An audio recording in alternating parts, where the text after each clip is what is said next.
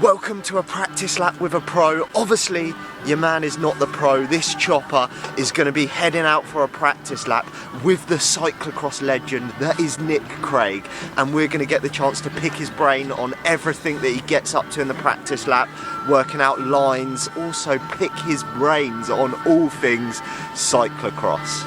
And also, at Derby, he fell off in front of me, so I need to know where he is, so I'm not behind him again. Welcome to the vlog. The legend that is Nick Craig, and he's used to having GCN and the big camera crew. He's got me and the Rocket today on camera.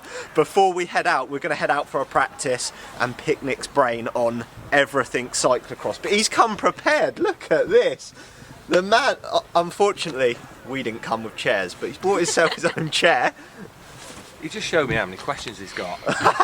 We've got our little camping chairs, George, which are probably I'll go get the camping chair out. Yeah, right. I've tried to narrow down the questions so we don't keep Nick here all day, because he's a proper athlete. I'm like, look at this. Look at this. He's got to save his legs. This is why Nick's so fast and races with the elites, because his legs are fresh. Oh. Sarah, we need to up our game. Yeah. Also, before we get into the questions with Nick, Mr. Nick Craig was probably the reason of mine and the Rocket's first argument as a married couple. Because we done Nick Craig's Peak District ride. Oh, we did, Do you yeah. remember? And she was calling you tough. all sorts, Nick. Which one? Right, so we went up this climb. It's like a cobbled climb, yeah. And then it swung left up this mammoth hill. She's on her e-bike. There's no effing way he rides this. He's not that. There's no. I didn't know who you were at the time. For clarification, Georgia just said there's a guy called Nick who's made this. And yeah, we had a right argument going up there. The funniest time for me to ride up that very climb, the cobbles at the side of Kinder Reservoir. I was riding up there and somebody was just stood there, said, "Who do you think you are?" Nick Craig. I was like, I fell off. No, they shook the shouldn't guy's say hand. that. Did they know So it? I'm They not didn't famous, know by it the as way. you. They didn't know it as you. No, who do you think you are?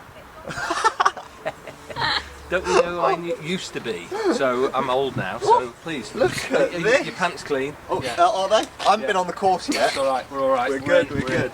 That's better. Look Because we're racing, aren't we? Yeah, soon. so you need to stay fresh. So, yeah. Most of my viewers will likely know who Nick Craig is, a legend of the CX sport and XC mountain bike. You've also done a bit of road, haven't you? A little bit, yeah.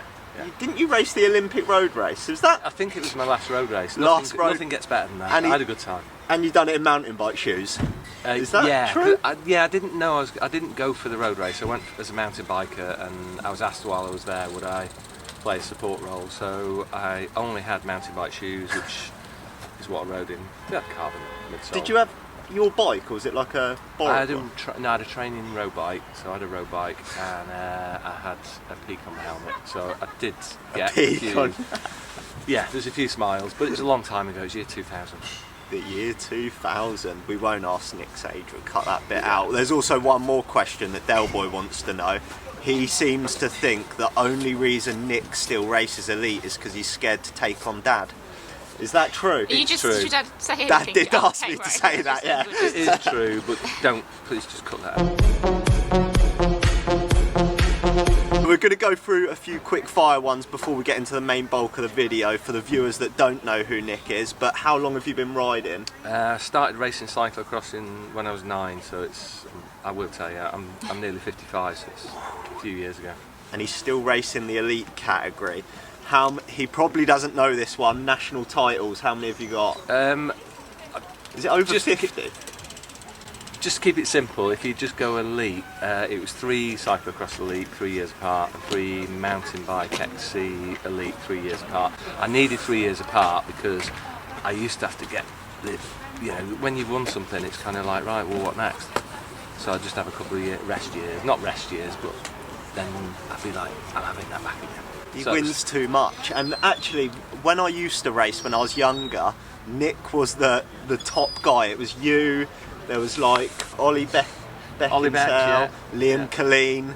So I'm fanboying right now getting to do this. Favourite cycling discipline?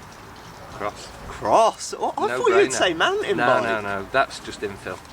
Oh, I didn't expect that. Well, it was my first off-road, and I used to do cyclocross, track, road, and then the sport of mountain bike came along. First time for me was 1988, winter of '88, and it was really replaced the road racing, which was the mountain biking was a much more friendly environment. So I was happy there and lucky to make it a career for quite a while. Favourite CX course? Oh, there's so many. If it's got off-camber and it's got corners, I'm happy. And you know, it doesn't matter where in the world it is, but whenever those situations, and actually if it's sunny but it's muddy, that's probably perfect. Sunny. That's today. Sunny, muddy. Yeah. Absolute dream. Best race of your career? Oh, probably first time winning national races, national champ. So first time cyclocross, January '95. And the important ones that the Rocket wants to know: tea or coffee? Coffee. Sweet or savoury? Savoury. Oh, that's it. We'll cancel the video. Pies all the way. Cancel the video because my next one was favourite cake. Not interested. Not interested. No. Oh, devastated. What do you do if you do a bite? You don't go to a cafe and coffee cake.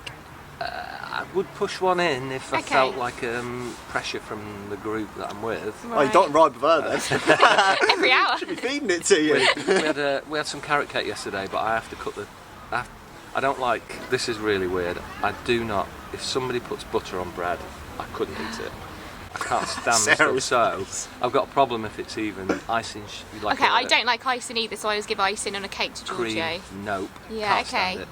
Yeah, so those things are. I get and it's those not me bits, being not the butter. healthy. It's just weird that I just don't like them. I think Giorgio grew up eating icing. Yeah, right, video over. Yeah.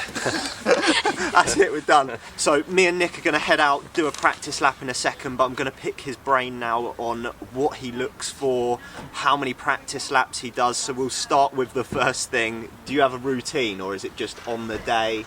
There's probably an automatic routine that I've built up because I've been doing it that long. I don't really have to think about it. So you are asking me to think about it. The routine is arrive in time.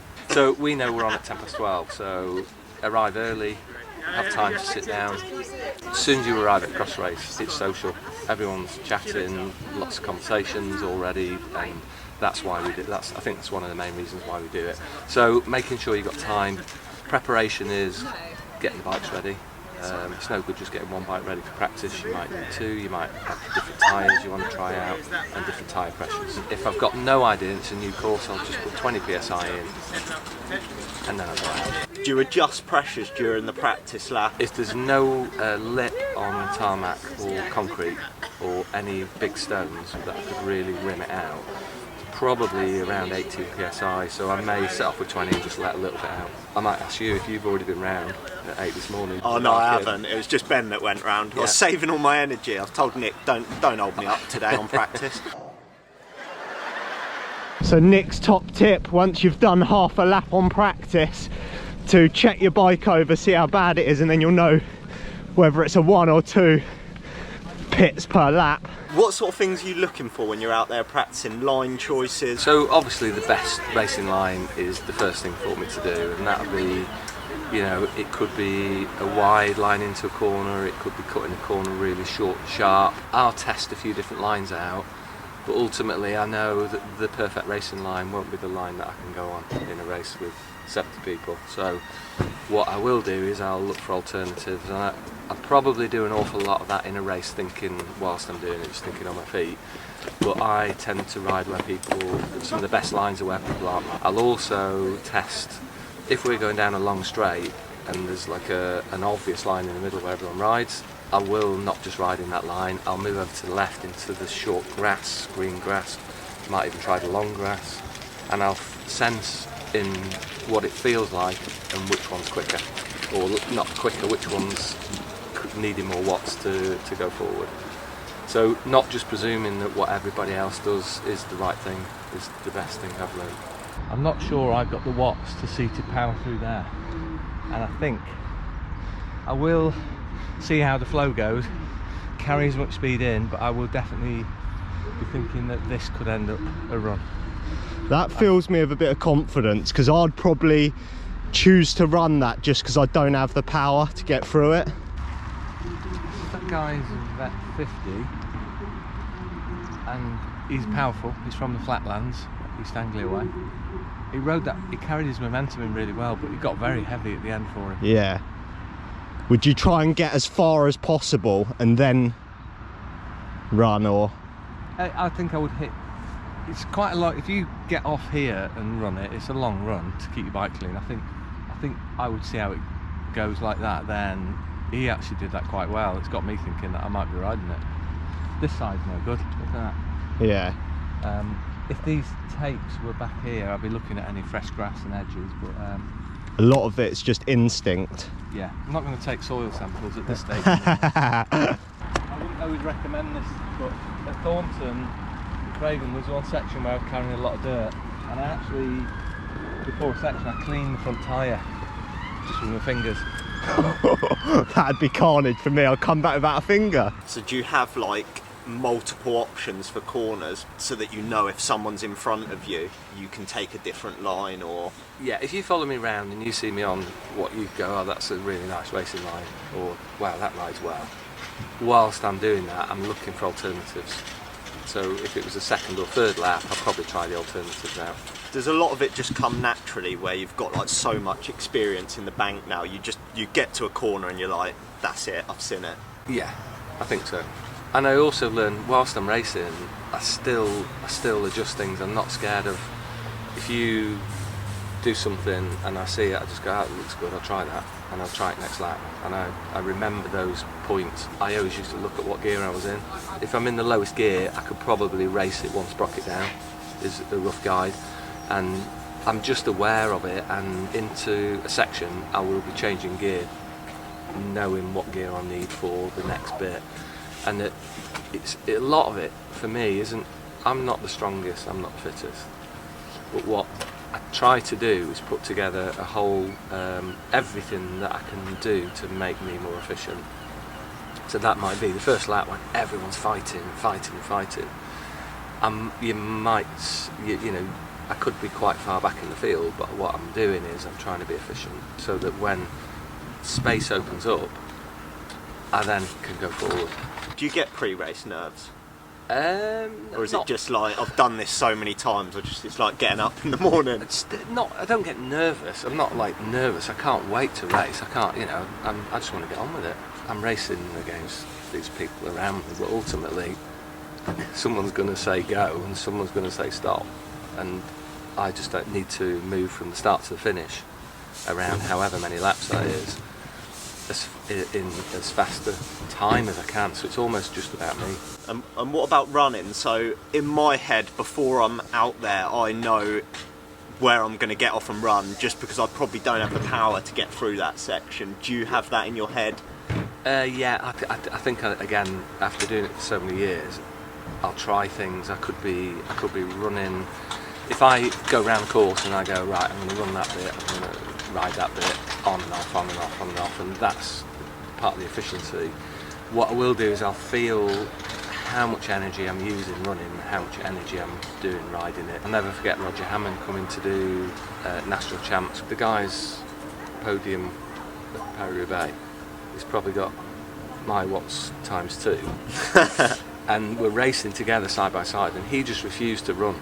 It was almost a flat run, with a slight drag in Southampton, and he was forcing the most massive gear, pushing all this power, but not really getting anywhere. Me and Rob Jebb and Phil Dixon, were all just off and running, and it didn't work out for him that day because he just put all his energy into it. He was grumpy because he had to run. Got to be smart with it, basically. So what I'm saying is you basically need to anticipate when to get off and which one's more. I think the feeling is which one is using less energy, and that's the one you need to do. Forget what everyone else is doing.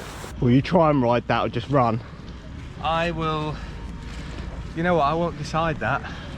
I'll get there in the race, see the speed we're moving, how much momentum I've got, how much energy it costs to keep moving, and in a minute it costs me more energy than easier to just jump off and run. I think a fair amount of the first half of the lap and the second half of the lap there's going to be some flat running sections. And also, if you swap bikes there, you don't want to be going straight into this. To that, so I think this one probably, it might be a ride it to that post just there on the left. Just literally ride to there and hop off and run. Have you decided where you'll pit already?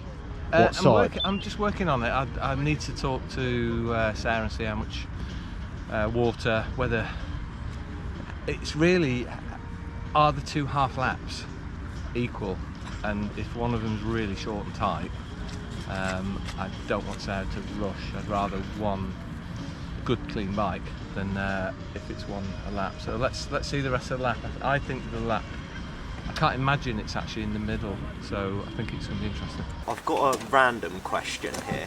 Do your legs hurt when you're going around? My legs just scream at me from 10 seconds in. Or are you just like, this is normal? No, legs, I think that's one thing I do. For me, the only thing that governs my effort is muscle pain. So it's not lungs that... No, it's not lungs and heart rate. I won't record heart or power or anything. I just go out and ride, and that's part of what I do. And I just ride on what feels right for me. With race starts now, I don't want to offend Nick, but you're probably not as fast as you used to be off the start. And I've noticed that sometimes I get in front of Nick off the start, but it doesn't last long. But do you just, like, how do you stay calm in that? Because obviously I was behind you when you came down at Derby, yeah, and instantly I panicked and then sprinted my nuts off for the next 30 seconds, then died. But you just seemed to get on with it and keep chipping away. So the off the start line, I was on third row, and when they call the grid in, one thing when you recce is to look at the start straight, and which, if there's an obvious side you want to be on, you often get a choice. You know, if you're not, you know, you're called up, and if you're called up to that row first, you can choose left, right or middle. I chose the middle that day. It's down a straight track, but unfortunately Scott Fisher, who's, you know, basically I line myself up behind a youngster. If I see an old vet like me, I would definitely not go behind me. And I often look over my shoulder and ask the youngster behind, did you choose to be here, or was it the last place on the line? Because, you know, just joking with him. I won't start behind Nick then. Unfortunately that day Scott Fisher missed his pedal. Ah. And I had obviously riders on each side, and what I wasn't going to do was push out wide. I think it's just one of those things, we all miss our pedal, he missed his pedal, and I just waited. So I was already on the back foot a little bit, round the corner, went for the outside right line, and somebody in front just got stopped by something, and I did that thing where my front wheel's on the wrong side between the tapes, and I did a comedy rollover, my fault entirely, but I was lay upside down in the dirt as you. And everyone was trampling over him. Should have been down there. Have some respect for me. Do you know who I am? Don't you know who I used to be? But what I can do then is get up and go, well, you know, this is where we're at, this is what I've got, and I just had to do what I do, and that's follow the lines, be efficient, wait for people to, and the funny thing is, no disrespect to you here, but the people I'm back there with are probably slower than me anyway, in the 60s and 70s, so that first bit's easy. Then it gets harder and harder. The further up you go, the harder it gets. What do you think the most important CX skill is? Oh, I think it's anticipation of mounting, dismounting, pushing, carrying, lifting, and remounting. And there's 5 seconds, 6 seconds every time you do that there between somebody that hasn't got a clue and somebody that's been doing it for years. And I think then on top of that, it's anticipating it, that when that needs to happen and doing it smoothly and staying calm. Yeah. The only thing I find slightly strange is when because I might do a line that somebody else won't, a youngster or somebody may go, oh, you know, and they start to come around me. It can be weird because they'll go, where's he going? And then they'll just dive up the inside, and it's, you know, we're all free to race, but sometimes, you know, I always think if you're in the lead and you can't see who's behind you, but you can feel them either leaning on your bike or leaning on you, that's always a little bit touchy in the first half lap usually. Do you think the racing's got more aggressive? It probably has got tighter because there's more. I think that, you know, if I go back 20 years, it probably wasn't as big a field. When I stopped road racing 23 years ago, I know friends that carried on crit racing, and they just said there's no etiquette anymore. Anything, you know, if there's space, you can go there, and that's quite sketchy to me, because I rode as a pro where there was definitely an etiquette and there was a flow, and if you did, you wouldn't chop up the inside of a corner on somebody. But in cyclocross, that's different. You know, like It's a dogfight now for every position. Yeah, and a lot of people taking that perfect wide line. I do definitely dive up the inside sometimes because there's nobody there. So last couple of questions. Top tip for an up and coming junior that wants to make it as like a pro cyclist. Enjoy what you're doing. Get stuck in. Go racing. Keep smiling and learn from. Never stop learning. Prepare to think about what you could have done better. It's not beat yourself up and pull it to pieces, but also when you're driving home from a cross race, think about things that you could have done differently and that may have helped you finish a place higher or something like that. And what about for the ageing athlete? Like, how are you? How is Nick still so fast? Like, how can I just want to beat Nick once. Do you know what, at the beginning of this year, right, do you remember me saying to you, I was like, the Vet 50 race on the same day as the seniors. I was like, that's one place up for me because Nick will race. He's got to pick the bloody elite race. For old guys? For the ageing athlete, yeah. Again, don't do it if you don't want to do it. You know, you can see some people pretty grumpy out there. I actually think on the Vet 50 start line now, cross is very. We race serious. We've all travelled a long way. We put a lot into it, but ultimately, it doesn't matter. You know, it's just bike racing. Do you have a training session to get you ready for cross, or just race yourself? I like to ride long and slow. I like to race hard, and that's, you know, for me, one of the reasons that I'm still doing it is because I don't follow a training program. I do know what to do, so there is a process going on. It's all up here though. Yeah, but I don't have to think about it. It just comes natural. I understand people that maybe didn't do it all the years I've been doing it, want to know, they have a coach, they've got the training, they're eating the right food, they're doing the right things. I do all those things because they make me feel better anyway. Recently I made a video on how we can make like British UCI cyclocross better. How do you think we can like bring it up to a level so that it's closer to Belgium? I know everyone's going to say it can't be like Belgium, but there's a lot of lads out there that are the top 10 in the UK.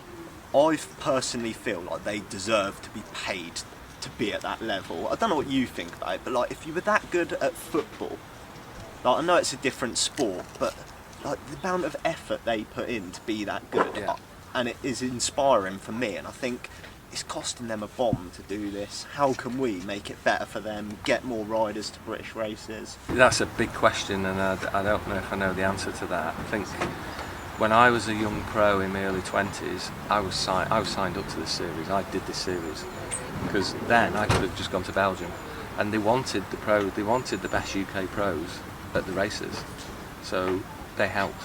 So they funded you to?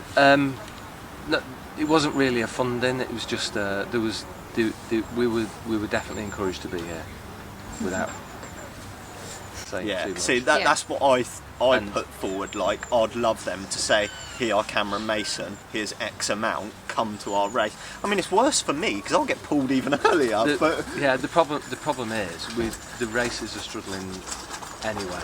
You know, things have changed. The biggest, we're sat in a car park. I paid for that parking space. We haven't paid for this one. You know, oh no! That's going to get billed to Giorgio Coppola Cycling. UK cyclocross, the difference is it's participation sport, not professional sport. Really, that's the truth. So we're different. It's different here. We get big fields. We get lots of all age categories doing it. Whereas in Belgium, it's very much a pro sport. Yeah.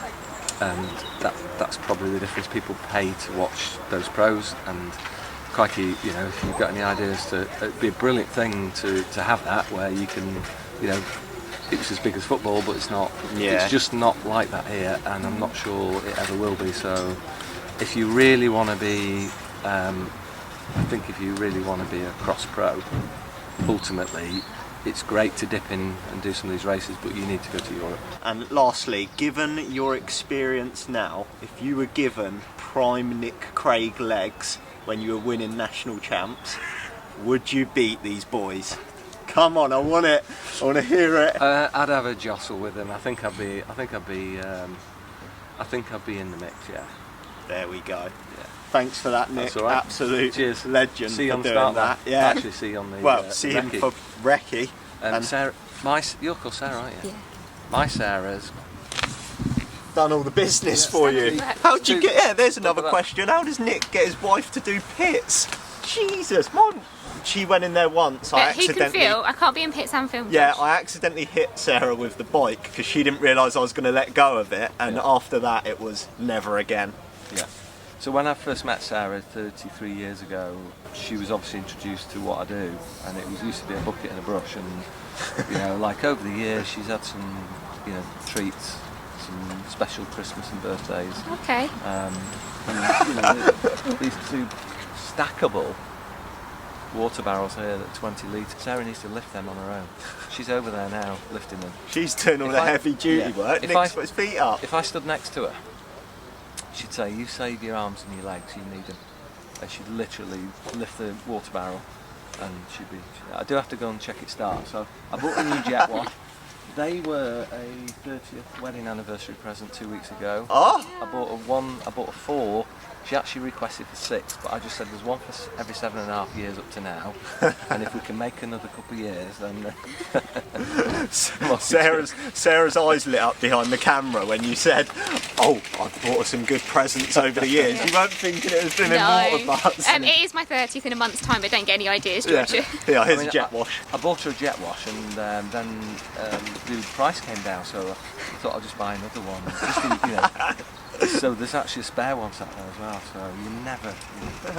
There's next birthday done. Actually, last year when we came to this race, one of the wheels fell off the trolley, and she threatened me and said, "If you don't sort me a trolley with pneumatic wheels," so that was from here. So you know those things. I went home perks. and I bought one. It's got puncture resistant. They're not Torbay tyres on there. I just want to say a massive thank you to Nick Craig for coming on the channel, making that video with me and taking the time out of his day when he was obviously busy trying to get ready for the race. Any ad revenue I do make from this video, I'm going to be donating to the Ride for Charlie charity. It's Nick and Sarah's charity. I will pop it, top link in the description. If you've got any spare money that you can donate to the charity, that'd be absolutely wicked. And hopefully one day I can get Nick back on and we can have a little discussion about the Ride for Charlie charity and stuff like that. But massive thank you. Sorry about the audio quality. We were just using the microphone on the camera. Once I've saved up my pocket money, I'll get some proper like mics that clip on, because I want to make some more of these videos. If you've enjoyed it, pop in the comments like a rider you want to see on the channel, 2 that I want to try and get on, Mr. Ian Fields and Nikki Bramia. Hopefully if I sort myself out I can get them on and make a cool video with them as well and pick their brain. But thank you, Nick, and I hope you all enjoyed that. I'll catch you in the next video.